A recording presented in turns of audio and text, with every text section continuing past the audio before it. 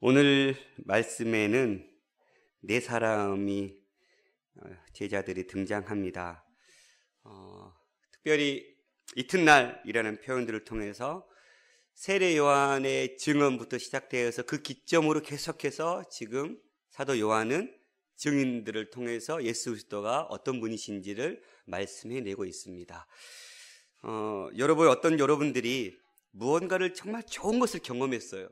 그리고 너무너무 신났고 이루 말할 수 없는 어떤 것들을 경험했을 때 여러분 어떻게 하십니까? 여러분은 경험해서 아는데 상대방은 모를 때 여러분의 심정은 어떻습니까? 내가 경험했던 그것을 이렇게 전해주고자 하는 마음들이 생기지 않습니까? 제가 제 딸 중에 이상하게 우리 시은이가 저는 개인적으로 이렇게 바이킹, 88열차 이런 거 되게 타는 거 싫어하거든요. 왜 돈 내고 그렇게 멀미 나는 걸 타는지 이해를 못 해요. 그런데 저는 너무 싫지만 그래도 아이에게 한번 그걸 하게 해보고 싶었거든요. 그래서 서울랜드에 가서 정말 죽도록 싫었지만 그래도 경험을 시켜줘야 돼서 딸과 함께 용감하게 처음 타봤어요, 제가. 그러니까 88열차를 부르는, 지금 제가 그걸 뭐라 부르지도 모르겠는데, 우리 세대 때는 88열차였어요, 그게 어쨌든. 독소리 요새, 독수리 요새, 이런 다양한 말들이 있던데, 그 88열차를 타고 정말 긴장된 마음으로, 괜찮아, 재밌을 거야, 하고, 출발 덜덜덜덜 올라가는 그때부터, 와, 왜 어찌 긴장되는지 저는 아니까. 근데 우리 딸은 처음 타보니까 딸도, 죽는 줄 알았어요.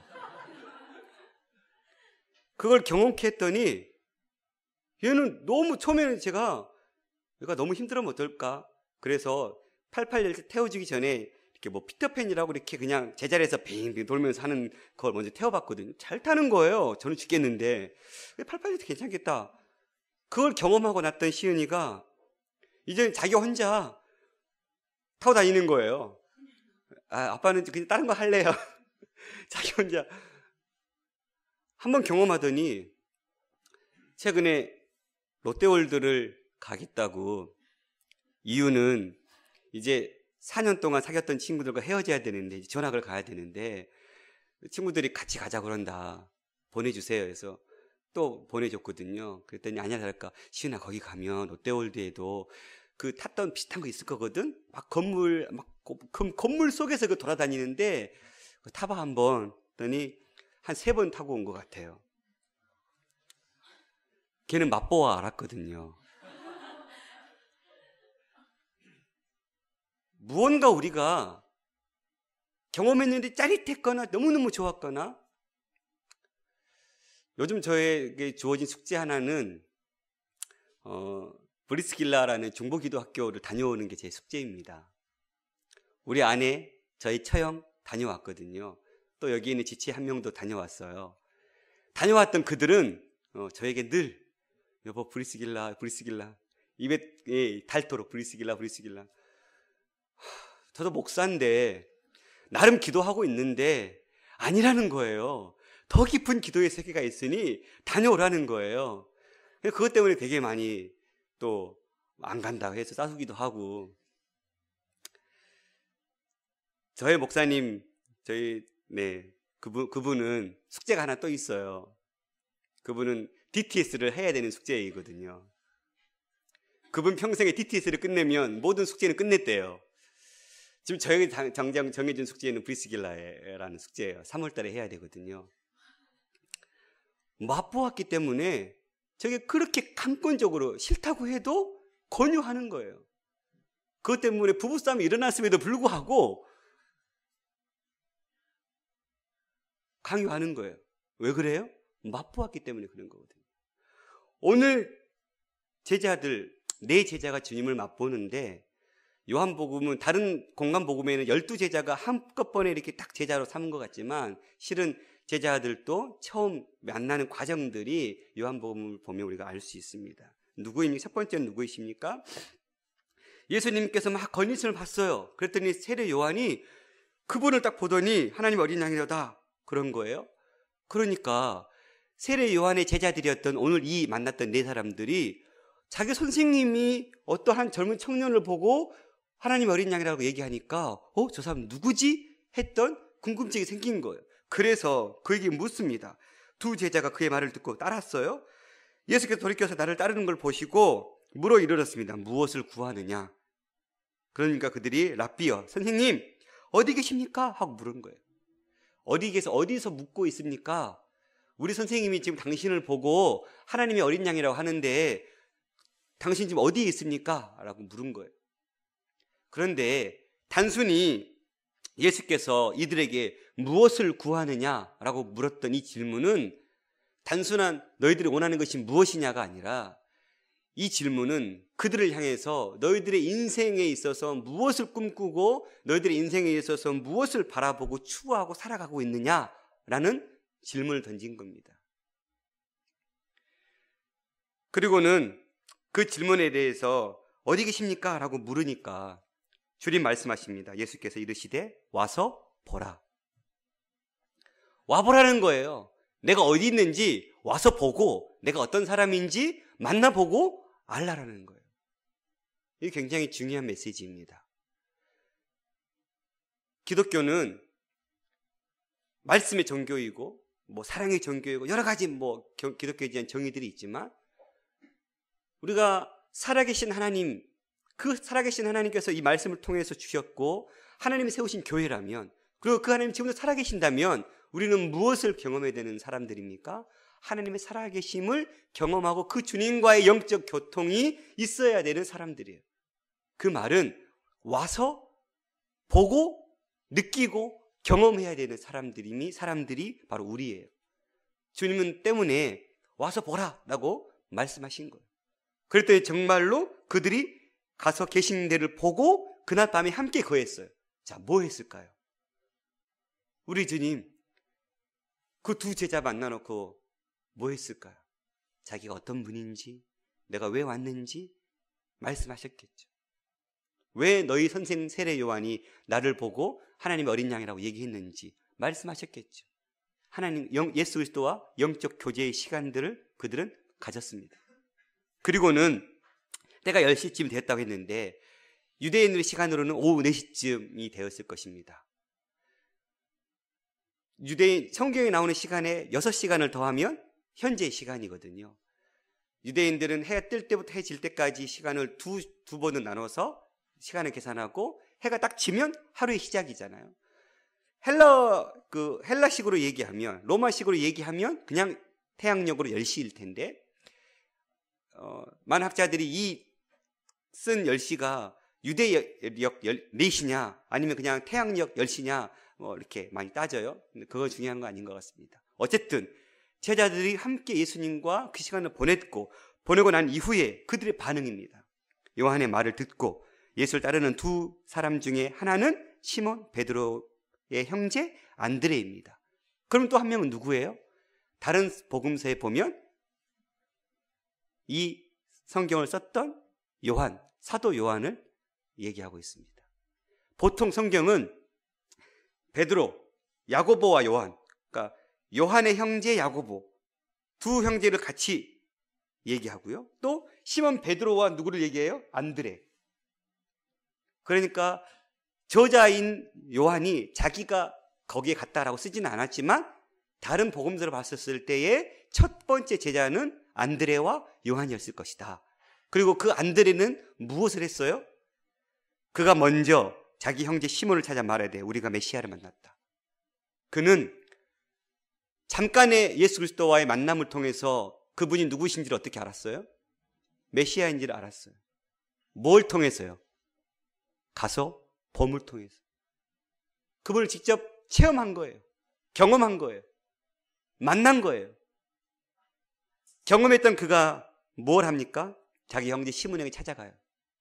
그리고는 데리고 예수께 옵니다. 무엇을 얘기하는 것입니까? 예수 그리스도를 만난 자는 가만히 있을 수가 없을 거예요. 진정으로 그가 살아계심을 경험했고 신앙생활의 유익과 즐거움과 복됨을 만난 자라면 이 복을 모르는 자들을 보면 불쌍할 수밖에 없어요. 그리고 이것을 느끼도록, 만나도록 해주고 싶은 충동들이 부를 듯 일어날 겁니다. 안드레가 그랬습니다. 그래서 그 형제 시몬 베드로를 데리고 온 거예요. 그리고는 그도 요한의 아들 시몬이니 장차 게바라 하리라 하고, 게바는 번역하면 베드로라고 했는데, 게바라는 말은 아람어로 반석이라는 뜻이고, 이 베드로라는 말은 히브리어로 반석이라는 뜻이죠. 근데 왜 베드로를 향해서 시몬을 향해서 베드로라는 이름을 정해줬을까요? 그는 되게 부족한 제자였고 예수 그리스도를 부인했던 제자였지만, 결국은 주님은 초대교회 예루살렘 교회의 주된 지도자가 누구였습니까? 베드로였습니다. 결국은 그가 우여곡절 과정 속에서는 주님을 부인하고 주님의 마음을 아프게 했던 일들을 경험했지만, 그러나 결국은 주님 말씀하셨던 것처럼 그는 귀한 반석이 되었습니다. 그걸 주님 다 보시고 반석으로 이름을 불러주신 거죠. 이렇게 만났던 안드레, 그리고 경험했던 그것을 나눴던 그의 열정, 그리고 그 때문에 만나게 됐던 베드로, 똑같이 이 과정이 43절부터 또다시 등장합니다. 주인공만 바뀌어서. 또 이튿날 누가 왔습니까? 이제는 예수께서, 여러분 세례 요한이 활동했던 활동 지역은 예루살렘 요단강 동편 쪽이에요. 그런데 오늘 43절을 보면 예수께서 갈릴리로 나가시려는 거예요. 그러니까 이제 북쪽으로 올라가시는 거예요. 올라가시다가 뭘 만난 거예요? 빌립을 만났어요. 그리고는 그에게 또 뭐라고 얘기하신 거예요? 나를 따르라라고 얘기하신 거예요. 나를 따르라는 말은 단순히 나를 따라오라는 말의 의미도 있지만, 나를 따르라는 말은 내 제자가 되어라라는 말이 있습니다. 단순히 여러분은 예수 그리스도를 따르는 이유가 무엇입니까? 무엇 때문에 따르십니까? 무엇을 얻기 위해서 우리가 예수를 따르고 있습니까? 우리가 예수를 따르는 이유는 그의 제자가 되기 위함입니다. 그게 가장 첫 번째예요. 무언가를 얻기 위해 따라가는 것이 아니라 그분이 하나님의 아들이시고, 하나님의 아들이신 그분이 내 안에 계시고, 내 안에 계신 그분의 나에게 원하시는 건 제자의 삶을 사는 것이고, 제자도의 사명을 그는 알고 그는 부르신 겁니다. 빌립은 안드레와 베드로와 한 동네 벳세다 사람이라고 했습니다. 그러니까 이 말씀을 통해서 알 수 있는 것은 다 처음 만났던 이 네 제자들은 다 어디 사람들이에요? 갈릴리 사람들이에요. 예루살렘 사람들이 아니에요. 그러면 갈릴리 출신 사람들이 지금 무엇 때문에 와 있는 거예요? 세례 요한의 말씀을 듣고자 자기 생업을 중단하고 지금 세례 요한의 제자가 되어서 세례 요한의 말씀을 보고 듣고 배우고 있는 거예요. 빌립도 마찬가지예요. 그래서 갔던 것 같아요. 다시 이제 세례 요한의 말씀을 듣고 배운 이후에 다시 집으로 돌아가는 과정 속에서 돌아가는 예수님을 만났던 것 같아요. 그랬을 때 빌립이 만났던 그를 향해서 또 뭐라고 얘기합니까? 45절, 나다네엘을 찾았어요. 자기 친구 나다네엘. 이 나다네엘은 누군가? 다른 성경에 보면 빌립 하면 바돌로메가, 항상 마태복음에도 12제자를 표현할 때 빌립과 바돌로메 이렇게 쓰고 있거든요. 그래서 아마 많은 학자들은 바돌로메일 것이다, 이 나다네엘이. 어쨌든 빌립이 또 그 나다네엘을 찾아내서 뭐라고 얘기합니까? 내가 모세 율법에 기록하였고 여러 선지자가 기록한 그 일을 우리가 만났으니 요셉의 아들 나사렛 예수다. 그런데 빌립이 잘 보면 그분이 어떤 분이신지 분명하게 깨닫지 못했던 것 같아요. 왜요? 요셉의 아들이라는 표현을 썼거든요. 그러니까 인간 아버지의 아들, 요셉의 아들 표현을 썼거든요. 그러니까 단순히 지금 이 빌립은 온전하게 이 복음에 대해서 깨닫지 못했지만, 예수 그리스도께서 어떤 분이신지 알지 못했지만, 그래도 그는 그를 만났다라고, 그가 선지자들이 기록한 사람이라고 얘기하고 있는 것이죠. 그랬더니 나다넬의 반응이 웃깁니다. 나사렛에서 무슨 선한 일이 날 수 있느냐. 나사렛 하면 요즘으로 따지면 시골 촌구석이에요. 지금도 여러분들 가끔씩 시골에 가면 시골 딱 그 입구에 현수 막 딱 붙어져 있어요. 누구네 아들 누구 서울대 합격다. 또 혹은 뭐 누구누구의 아들 행정고시 합격. 본 적 있죠, 여러분? 그거 서울에 붙여놓은 거 본 적 있어요? 왜 안 붙여요, 서울에는? 많으니까. 근데 시골에서 서울대학을, 우리 여기는 서울대학 출신이 많아서 여러분들 그 너무 해프게 생각하는데, 우리나라의 서울대 하면 시골에서는 최고의 대학 아닙니까? 그리고 그 대학을 갔다는 거예요. 그러니 이걸 안 붙일 수가 없는 거예요.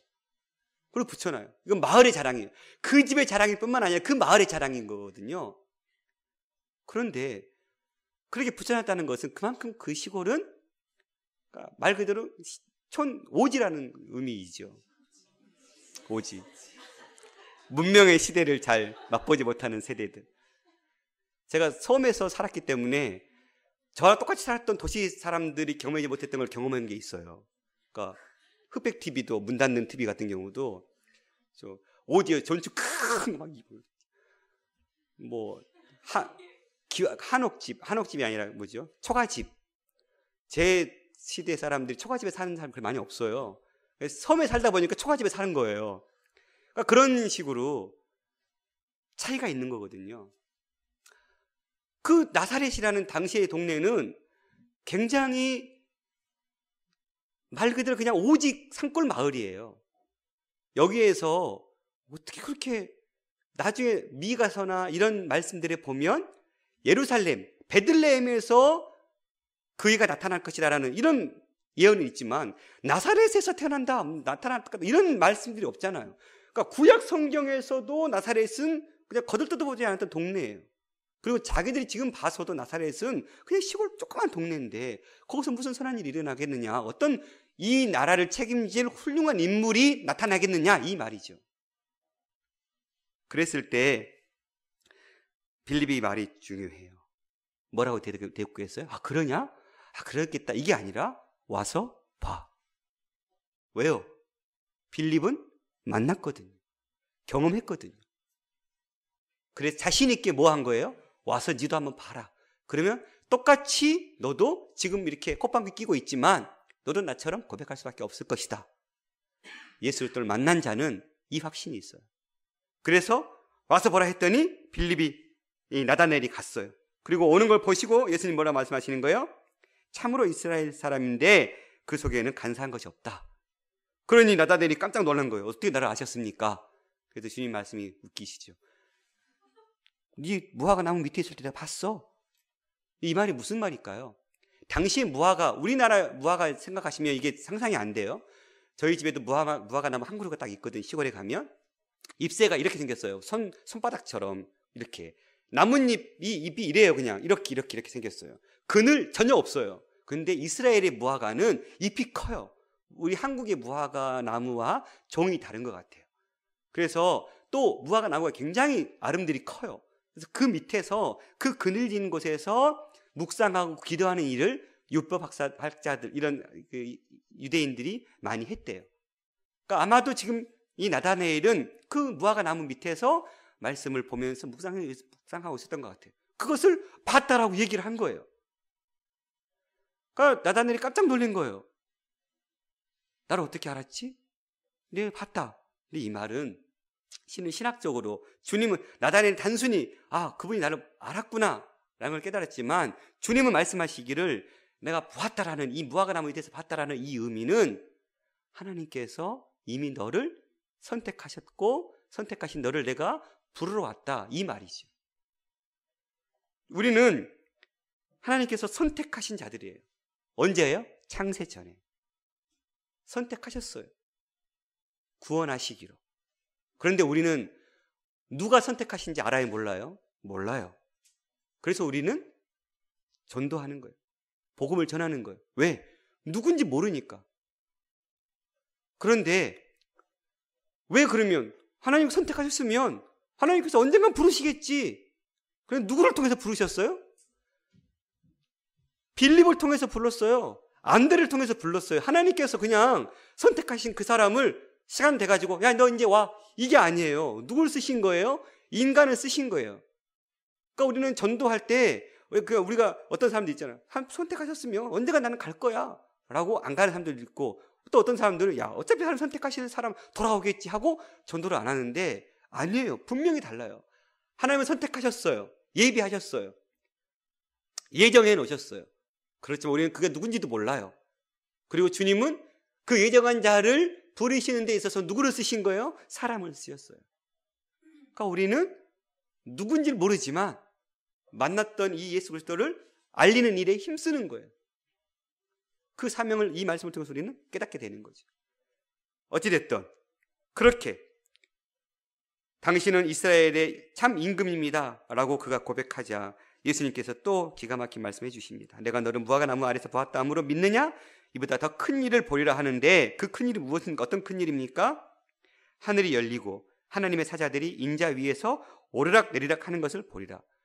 어디서 많이 본 그림 아니에요? 누가 이것을 봤어요? 야곱이 봤죠. 하늘 사닥다리를 봤죠. 천사들이 오르락 내리락 봤죠. 이 말은 무슨 말이에요? 예수 그리스도께서 무슨 사역을 하실 건지, 어떤 사역을 하기 위해 오셨고 무엇을 하는지 지금 알려주신 거예요. 깨닫지 못했겠지만 이 말씀은 내가 하늘과 땅을 연결하는, 하나님과 인간의 끊어진 다리를 연결할 그 통로로서 내가 왔고 그 사명을 이루는 것을 너희들이 뭐 하겠다고요? 볼 것이다라는 거예요. 지금 당장은 내 이 말이 무슨 말인지도 모르고 또 내가 너희들에게 내가 하나님의 아들이고 내가 너희를 위해서 죽으러 왔고 내가 죽을 것이고 얘기해도 제자들 3년 동안 그렇게 가르쳤어도 제자들은 잘 깨닫지 못했잖아요. 그러나 결국은 그들은 이후에 승천하시고 난 이후에 분명히 깨닫고 목숨을 두려워하지 않고 주님을 전하는 제자들이 되었거든요. 결국은 그걸 어떻게 했어요? 말씀하신 대로 봤어요. 그분이 어떤 분이시고 무엇을 위해 왔는지 이들이 봤어요. 그것을 볼 거라고 얘기하신 거예요. 말씀을 마칩시다. 오늘 이 말씀을 통해서 우리가 두 가지를 깨닫고자 해요. 첫 번째는 뭐예요? 그러면 당시에 이들은 예수 그리스도를 직접 만났어요. 만남을 통해서 가능했어요. 궁금하면 예수를 만나면 됐어요. 지금 우리는 어떻게 해요? 무엇을 통해서 우리 만나야 됩니까? 말씀을 통해서 만나요. 믿음은 들음에서 나고 들음은 그리스도의 말씀입니다. 성경 공부를 하는 것, 말씀을 배우는 것, 뭐 하기 위해서예요? 말씀의 지식을 쌓기 위해요? 아니에요. 하나님을 만나기 위함이에요. 지금 우리가 예수 그리스도 하나님을 만날 수 있는 유일한 길은 어디에 있어요? 여기에 있어요. 그래서 우리가 말씀을 공부하는 것이죠. 여기서 만나지 않고 다른 방법을 만나는 것 다 거짓이에요. 그럴 수 없어요. 왜요? 지금 우리에게 만날 수 있는 길로 정해진 길은 이 길밖에 없거든요. 이 길 속에서 내가 기도 속에서 만났던 그 하나님, 들었던 그 음성이 하나님의 음성인지 하나님인지 무엇을 찾아내는 거예요? 말씀이 근거해서 이게 정말 옳은지 아닌지를 우리는 찾아내는 거죠. 진실로 우리가 만날 수 있는 길은 이 말씀이죠. 오늘 우리 3월부터 성경 공부한다고 이렇게 붙여놨잖아요. 여러분 공부하세요. 예수 그리스도를 알고 싶다면 말씀을 공부하세요. 만나실 거예요. 이들이 처음부터 깨달았어요? 안 깨달았어요. 이들의 고백도 아직은 미약해요. 완전한 고백이 아니에요. 3년 내내 그렇게 공부했는데도 불구하고, 그리고 직접 만났는데도 불구하고 그들은 그분이 왜 오셨는지, 무엇을 해야 되는지 알지 못했어요. 그러면 우리는요, 말씀 한두 번 공부하고 예수님이 다 알을 수 있다, 이거 있을 수 없는 일이에요. 그러니 공부했더니 모르겠던데 이건 크나큰 착각이에요. 평생 우리는 이것을 통해서 하나님을 알아가는 일에 힘을 쏟아도 그분을 알까? 다 알 수 있을까? 그런 의문을 던질 수밖에 없을 거예요. 하나님 우리가 상상하고 생각하는 것보다 더 위대하시고 놀라우신 분, 그분을 조금 맛봤다고 다 맛본 것처럼 이제는 끝, 더 이상 알 게 없네, 천지창조 6일 만에 한 거 다 알고 12제자 다 알고 이제 됐네, 착각이에요. 우리는 말씀을 통해서 그분이 어떤 분이시고 그분이 나를 어떻게 사랑하시고 나를 향한 그분의 뜻은 무엇이고 지금 내 현실의 문제에 있어서 주님 원하시는 일은 무엇인지를 말씀을 통해서 발견해내는 거예요. 때문에 우리는 여러분이 정말 시간이 안 나면 시간을 내서라도 이 말씀을 배우고 공부하고 말씀 앞에 서는 일에 힘을 쏟았으면 좋겠어요. 그것이 가장 하나님을 만날 수 있는 편안한 길이고 안전한 길이고 확실한 길이에요. 이 길 놔두고 엉뚱한 길을 찾으려고 하지 마세요. 가끔씩 이런 사람들이 있어요. 말씀은 이게 이해하고 먹기 딱딱하거든요. 근데 뭐 기도나 이런 것들은 굉장히 체험적이고 쉽게 한 번에 할 수 있는 것 같아요. 그래서 뭔가 찾아다녀요. 그런 사람 대부분 엉뚱한 길로 빠져요. 왜 그래요? 기준이 없기 때문에. 기준은 여기 있는데 기준은 외면한 채 엉뚱한 기준도 없는 것에 찾아다니면 결국은 내가 복음을 만들 수밖에 없어요. 그래서 여러분, 오늘날 만날 수 있는 유일한 길, 이 말씀을 배우고 말씀을 나누는 일에 여러분이 할 수만 있다면 최선을 다해서 여러분들이 시간을 내고 열정을 내서 투자했으면 좋겠어요. 투자한 만큼 결단코 반토막 날 일은 없을 거예요. 주식은 위험해요. 그렇죠? 우리 영혼이가 잘 알 거예요. 그러나 말씀을 공부하는 것, 그거는 반토막 날 일이 없어요. 투자하면 투자할수록 오히려 더 배가의 부흥이 일어날 거예요. 두 번째는 여러분이 이 말씀을 통해서 어떤 분이신지를 알고 배워가고 깨닫고 만나고 있다면 이 제자들처럼 안드레와 빌립처럼 와 보라 자신 있게 권할 수 있어야 돼요. 여러분 지금 권하는 삶을 살고 있습니까? 믿지 않는 주변의 친구, 친지, 이웃들 이 만났던 이 주님을 와서 만나보라고 경험해보라고. 우리가 전하지 않으면 그들은 들을 수 있는 기회가 없어요. 내가 전하지 않으면. 하나님은 나를 통해서 하나님을 예비한 그들을 건져내기를 원하세요. 돌아오게 하기를 원하세요. 그런데 그 나가 없으면 어떻게 하세요? 하나님은 그분의 능력의 손이 짧아서도 아니고 그분이 부르실 수 없어서가 아니에요.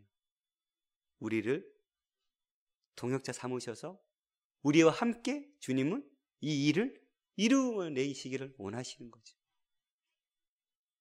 우리가 그 일에 쓰임받는 지체들의 삶이 되었으면 좋겠어요.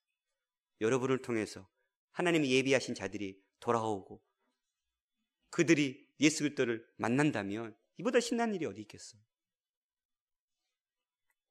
2013년 이 한 해의 삶 가운데 주님과의 더 깊은 사귐을 위해서 말씀을 공부하고 배우는 일에 힘을 쏟는 청년부, 또 내가 만났던 그 예수 그리스도를 와서 보라라고 자신 있게 권할 수 있는 그 전도자의 삶으로 말미암아 우리 청년부가 더욱더 풍성해지는 공동체로 세워질 수 있기를 간절히 바랍니다.